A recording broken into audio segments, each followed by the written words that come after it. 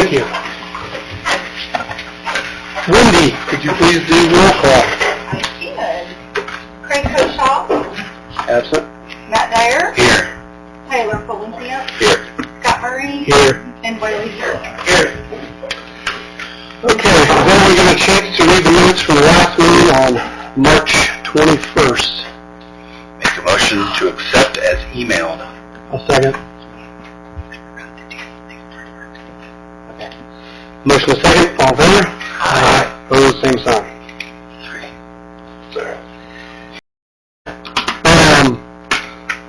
First things first, I want to get out there that they got some weather alerts for tomorrow.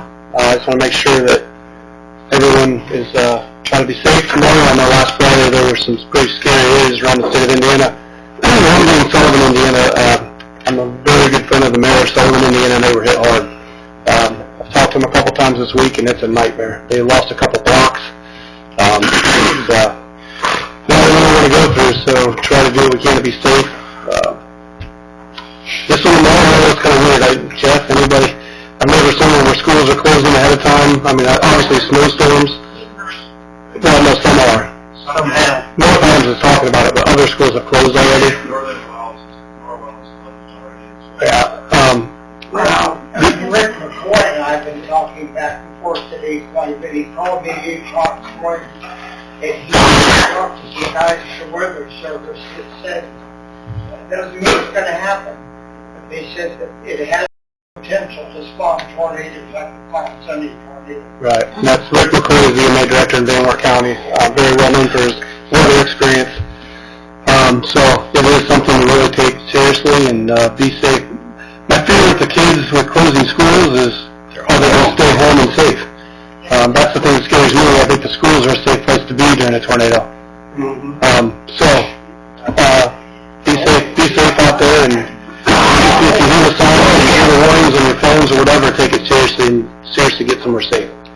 The whole pattern has been down south the last couple of weeks. That's all shifted. Yeah. They say it could be a whole bunch of tornadoes, so. Talked to my daughter tonight before we came here, and they did a lot of preparation today. Yeah. And I really appreciate what Mrs. Hyatt's doing. She's taking it, she's going to wait till the last second. So, to see if we really need to, and she'll do what's best for the kids. I know she will.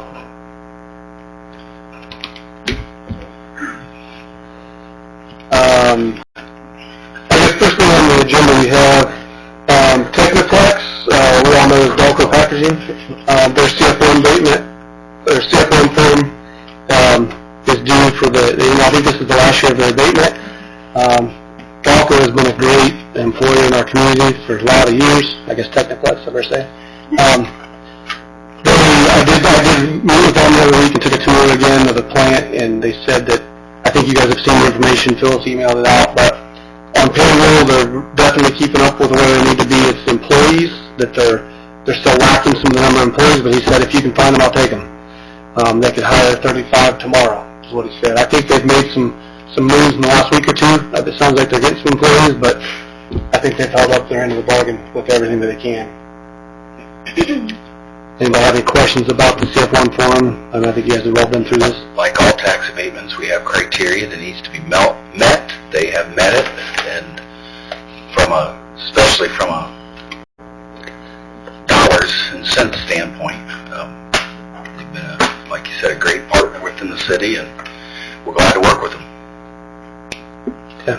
Make a motion to approve. For CF1 Yes. statement? Second. Motion and second, any more discussion? All in favor? Aye. Opposed, same sign.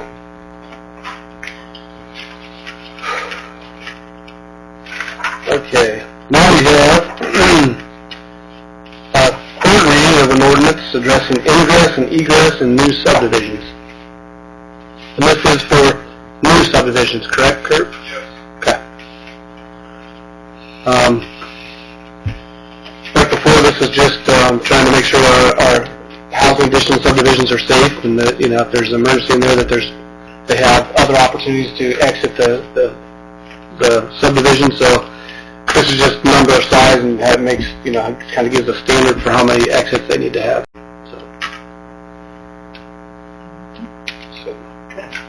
So. Sullivan. I will make a motion to place ordinance 2023-5 on its third reading by short title only.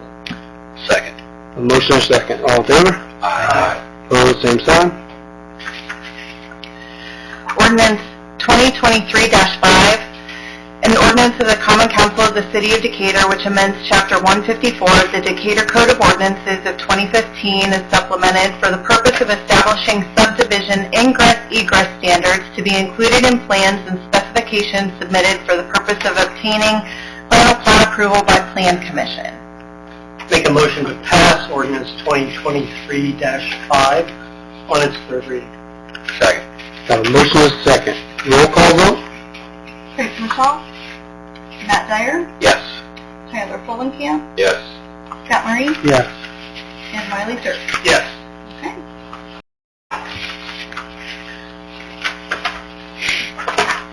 I don't think I've ever heard anyone else lead a roll call vote with that, so It's so hard for me to say yes each time. She's only missed 2 meetings in her life, in her term. That's impressive. Yeah, one time she was in Vegas, and this time that's it. You get that, Bob, that was only 2 meetings. That's what I was, yeah, the first one. And that was tonight's second.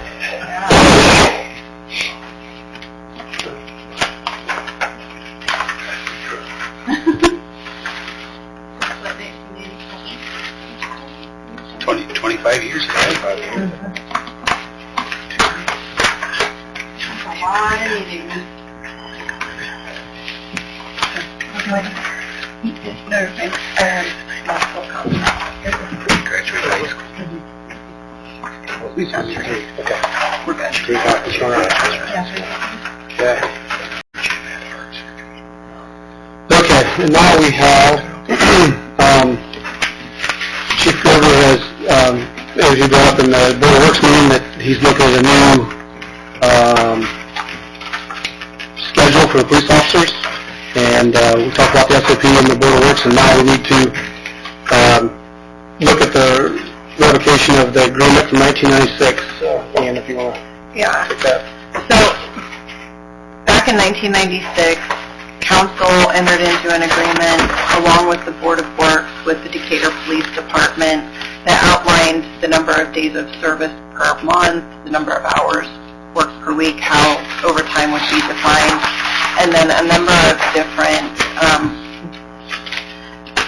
mechanisms for compensating officers in 1996 and 1997 alone.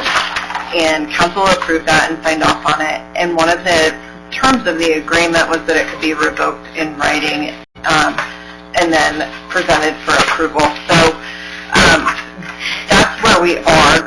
All of the officers within the Decatur Police Department have signed off on this agreement to revoke it and replace it with the SOP that was adopted by Board of Works. And so I would entertain a motion to approve and authorize signatures by council of the notice of revocation. So moved. I would second. We have a motion in 2 seconds. All in favor? Aye. All the same sign. Aye. Thank you. We have the annual chamber meeting and dinner is Thursday, April 20th. I think normally you guys sponsor a table and this is I'm asking for approval to sponsor a table there, and then you guys let me know who wants to go or who wants to attend. So moved. Second. Motion is second. All in favor? Aye. Opposed, same sign. Okay. Tyler. Okay. That's right.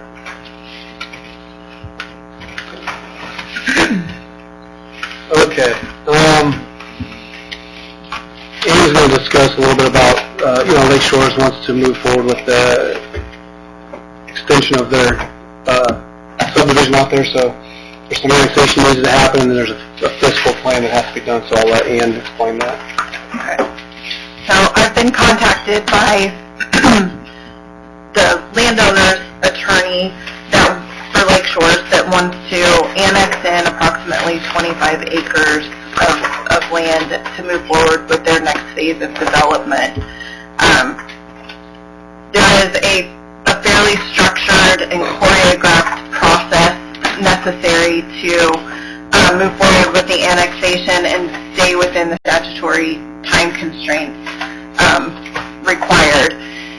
One of the requirements with an annexation is the preparation and adoption of a fiscal plan. The fiscal plan identifies the land that is thought to come into the city and the cost for the city to provide certain services, such as trash, utilities, street maintenance, and then different tax implications based on the number of people that are going to come into the city and live or work within that area to be annexed.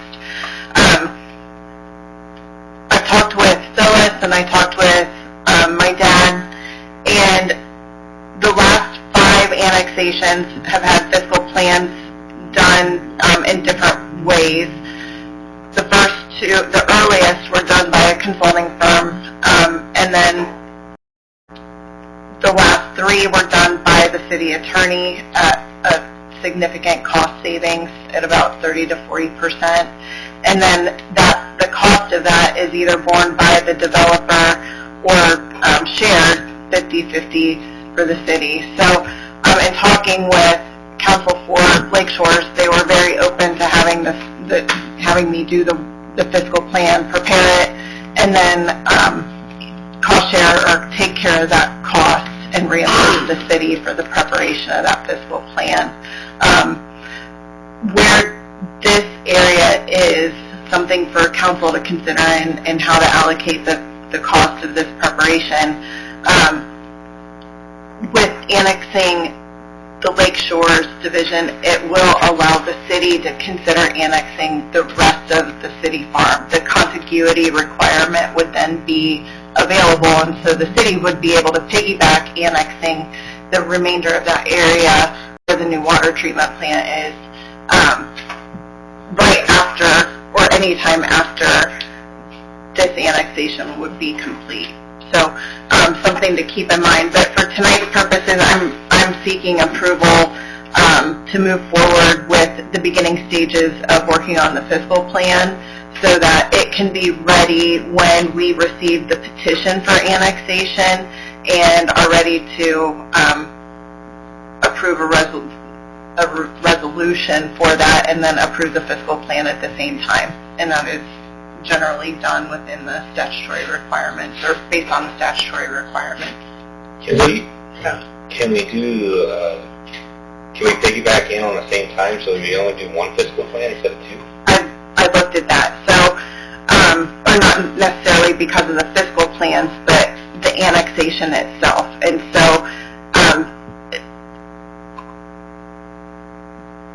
we don't have the contiguity. We don't have the land within the city limits that abuts the land that is to be annexed in to include it within one. So it's a two-step process, and the fiscal plan is going to look different for what the city wants to annex in versus what Lake Shores is going to annex in. So it's a two-step process, but good try. How would I try? The attorney always shoots down. It's okay, buddy. Is this for the rest of their property out there? I can't speak to that. I just know. I believe it's I don't know if to 550. Yeah. I don't know if it's everything that they have left or if it's the next phase. I'm not sure. I know it's 4.56 acres. To do all the annexation portion first, and then the build-out over time, or in phases, Okay. starting more towards East Monroe Street, and then moving towards the southwest through that property, which ends down to 550. So, to me, it's a very natural growth for what's already there. Much like the other side of town, the golf course is experiencing growth further out. This is the kind of same thing on There's this a lot side. left right now, is there? at Lake Shores. Yep. And the annexation has become a lot more difficult in the last 10 years, and this has been a super voluntary. They approach us, they want to be annexed. That's basically the only way that annexation can happen right now. It requires 100% of cooperation from landowners, so, fortunately, this is a single owner, so it's owned by a trust, and all of those. In the end, certainly add to the value of Decatur. For sure. So it's good news. Good news. Very good. So, in the past, fiscal plans have been, with consultants, they've run 5-10 years ago, 10 to 12,000. Most recent one's done by city attorneys. The city attorney is around 3,000, and that was 3 to 4 years ago. So I'm thinking probably within the range of 3,500 to 4,000 to be incurred initially, and then reimbursed at least in part. So I would ask her a little bit. So I'm looking for a motion to have Ann get started on that. So moved. Second. Motion is second. Any more discussion? All in favor? Aye. Opposed, same sign. Thanks, Ann. Thank you for offering. All right. Did you have anything else?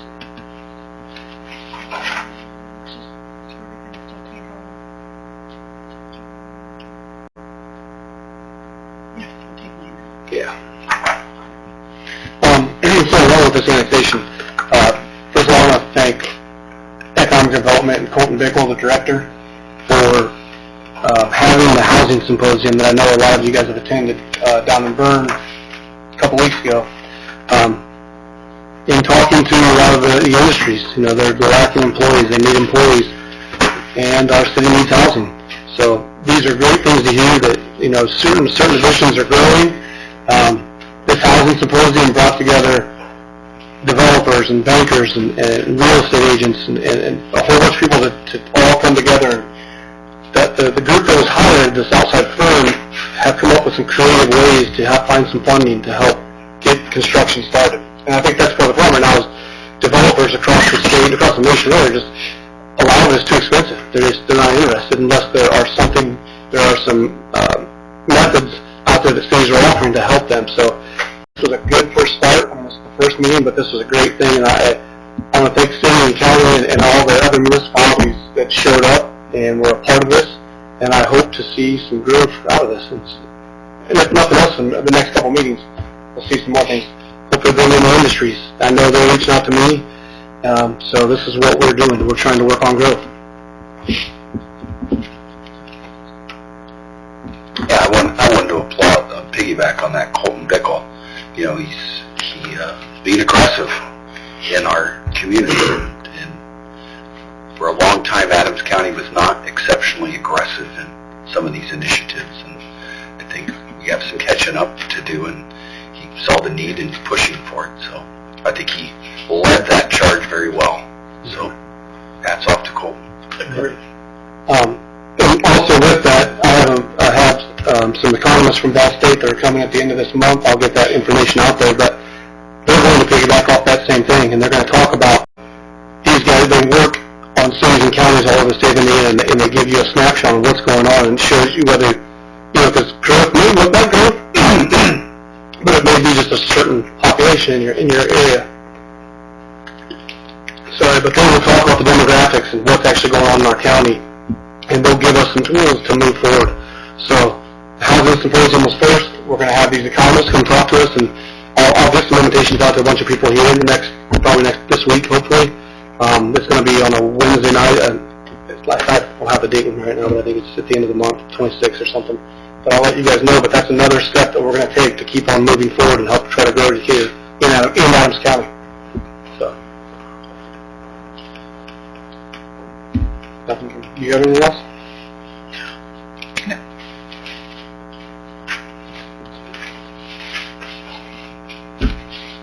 Okay, department heads. Jeremy. Just a reminder, heavy trash is next week. Normal rules will apply. Be mindful for what foot now. You know, there's been times we picked up mountains and stuff, and I'm not real sure how he can fix the house. But, electronics, appliances, Freon, home improvement materials will not be picked up. Bear with us, it could be a day if your, for example, if your trash is on Monday, weekend.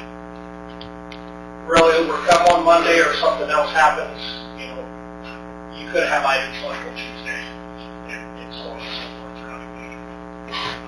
We'll get through heavy trash on April 17th. We will start yard waste collection.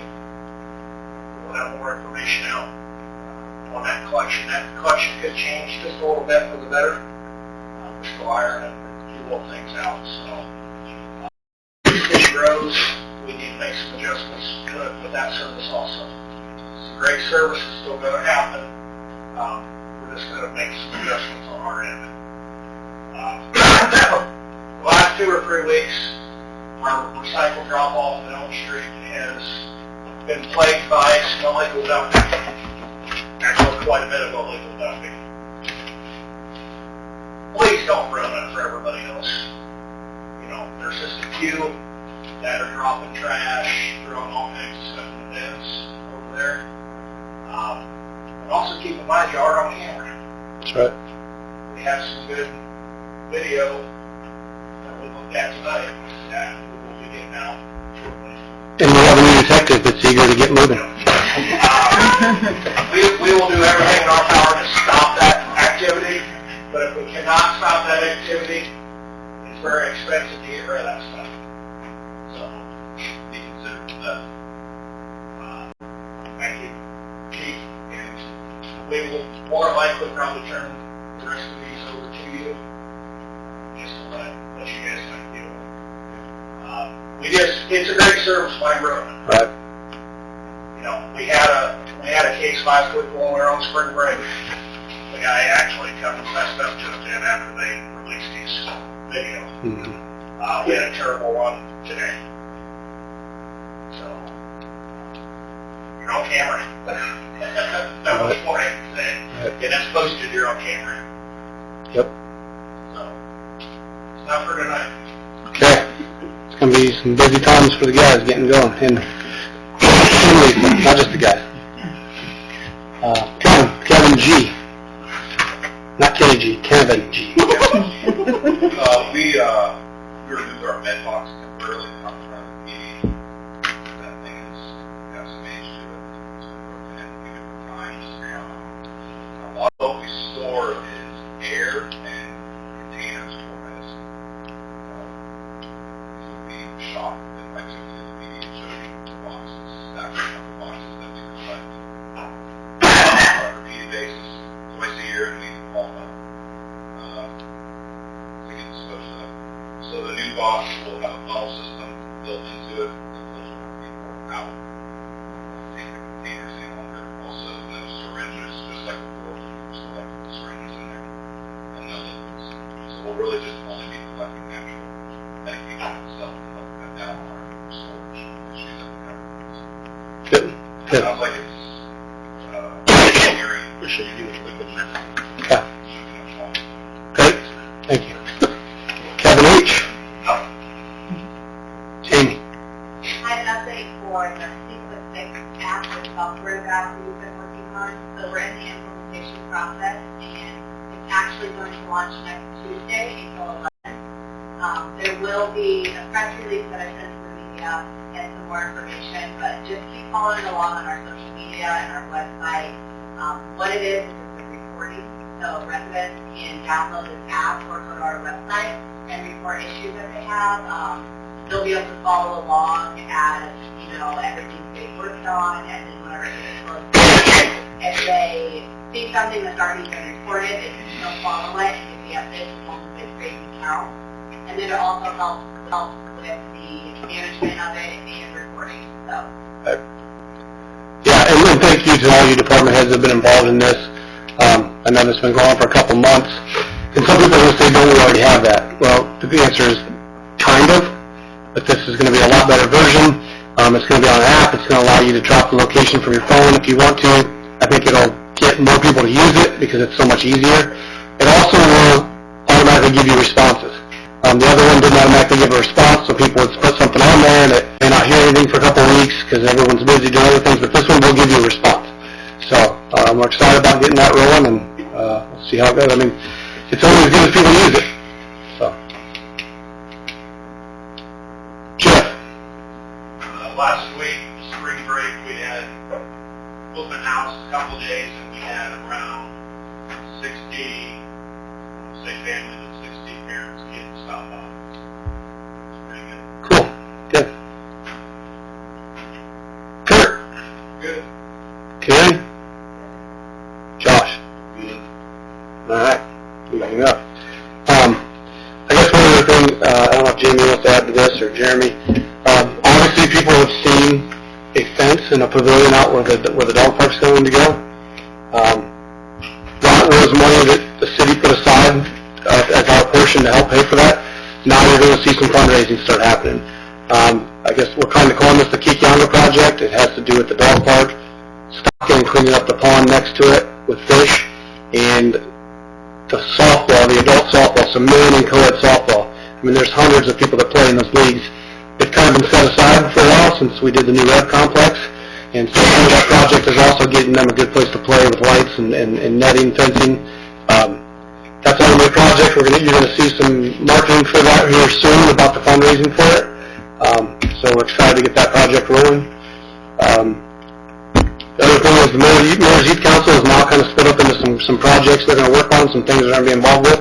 So excited about it. Victoria's here again. Thank you. Sorry I didn't get. If you want to introduce yourself, I didn't do that at the beginning. She wasn't even listed to come tonight. She's just coming because she loves it.